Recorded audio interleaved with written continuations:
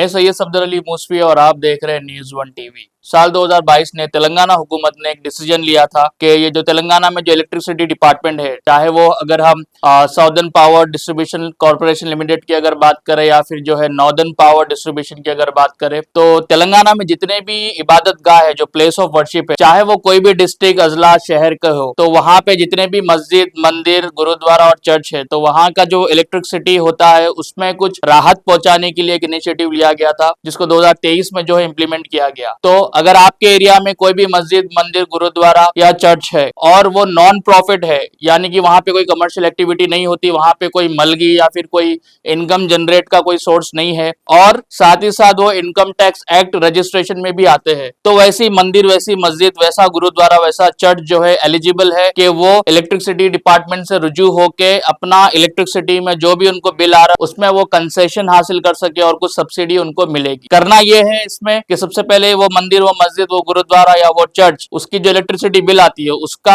उसमें जो एक कैटेगरी आती है वो देखना है। अगर वो कैटेगरी 7A जनरल पर्पस में आता है तो आप उस पर्टिकुलर इलेक्ट्रिसिटी की कॉपी लेकर आपकी जो मंदिर मस्जिद या गुरुद्वारा जो चर्च है उसका इलेक्ट्रिसिटी का जो टैरिफ होता है उसकी एक कॉपी लेकर, और वो पर्टिकुलर इबादत गाह की वो पर्टिकुलर प्लेस ऑफ वर्शिप की जो मैनेजिंग कमेटी होती है उस कमेटी का लेटर हेड पे आप एक अपील अपने नजदीकी इलेक्ट्रिसिटी डिपार्टमेंट के असिस्टेंट डिविजनल ऑफिसर से रुजू होकर बता सकते हैं कि साहब हमारी ये जो इबादत गाह है, हमारी ये जो मसाजिद मंदिर या चर्च या गुरुद्वारा है, ये भी इलेक्ट्रिसिटी के उस कैटेगरी में आती है जहां पे हमको कंसेशन मिले, तो आप उसमें अपील कर सकते हैं। वो लेटर की कॉपी भी हम शो करेंगे कि आप किस तरीके के आप वो जो है मैटर वहां पे लिखे। साथ ही मैं आपको ये भी बता दूं कि कुछ मसाजिद मंदिर गुरुद्वारा और चर्च ऐसे है जो HT2 कैटेगरी में आते हैं, जहां पे ज्यादा पावर कंजम्पशन होता है, जो बड़ी जगह होती है, तो उनके लिए भी कुछ राहत का जो है एक फैसिलिटी दी गई है। आपको करना सिर्फ इतना है कि आपको आपके रिस्पेक्टेड इलेक्ट्रिसिटी डिपार्टमेंट के असिस्टेंट डिविजनल ऑफिसर को अप्रोच होना है, वहां से बात करनी है। ये पर्टिकुलर डॉक्यूमेंट जो मैंने बताया हूं, तो आप वहां पे एक रिक्वेस्ट रेज कर सकते हैं। उस लेटर की कॉपी भी हम शेयर करेंगे एज अ रेफरेंस कि आप क्या मेंशन करना चाहते हैं। जितना हो सके इस वीडियो को जरूर आप शेयर करिए। जिसको पता है अच्छी बात है, आप दूसरों को भी बताइए। जिसको नहीं पता